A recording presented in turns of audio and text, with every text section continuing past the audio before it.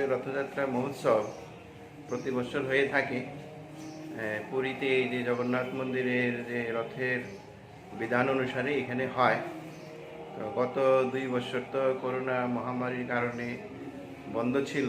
এই বছর আবার আমরা আগের মতোই সব দিক সুন্দর ব্যবস্থা করে উৎসব করার সব প্রস্তুতি নিয়েছি।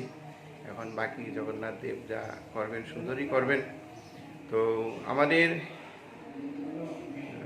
3:30টায় আমরা বলেছি, তবে মনে হয় 4টার দিকে রথ চলবে। আর এমনিতে এখানে আমরা এই ডিস্ট্রিক্ট ম্যাজিস্ট্রেট ওনার থেকে আমরা পারমিশন নিয়েছি। পুলিশ বা সরকারি যারা কর্মচারী আছেন তারা সবাই আমাদেরকে অনুমোদন দিয়েছেন, তারাও সহযোগিতা করবেন। এবং এখানে অনেক ভক্তজন বাইরে থেকে এসেছে, আরও এখন আজকে আরও অনেক আসবেন। তো বিকেলে রথযাত্রা উৎসব হবে 3:30টার দিকে হবে, আমরা 4টার দিকে হবে অনুমান করছি। আর বাকি তো অন্যান্য বছর যা হয় সেভাবে সব প্রস্তুতি হয়েছে।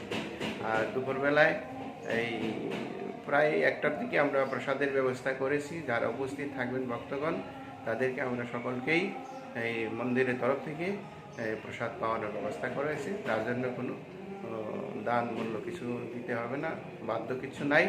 সবাই যার যার প্রসাদ পেতে পারেন, সবাই আসবেন, প্রসাদ পাবেন।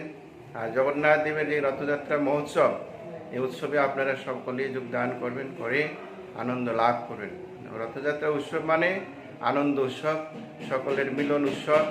এখানে সকলেই আমরা সবাই আনন্দের সহিত সকলে উৎসবে যোগদান করে আনন্দ লাভ করতে পারি এবং সকলে আমরা ঐক্যে আসতে পারি এই রথযাত্রা উৎসবের মাধ্যমে। এজন্য আমরা সকলকে আহ্বান করছি, আপনারা সকলে আসুন, রথযাত্রা উৎসবে যোগদান করুন। উৎসব যাতে আরও সুন্দর হয়, সকলে আপনারা সহযোগিতা করুন আর সকলেই আনন্দ লাভ করুন।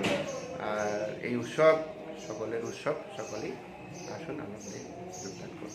আমার নাম আমার নাম ভক্তি বিকাশ রমন মহারাজ।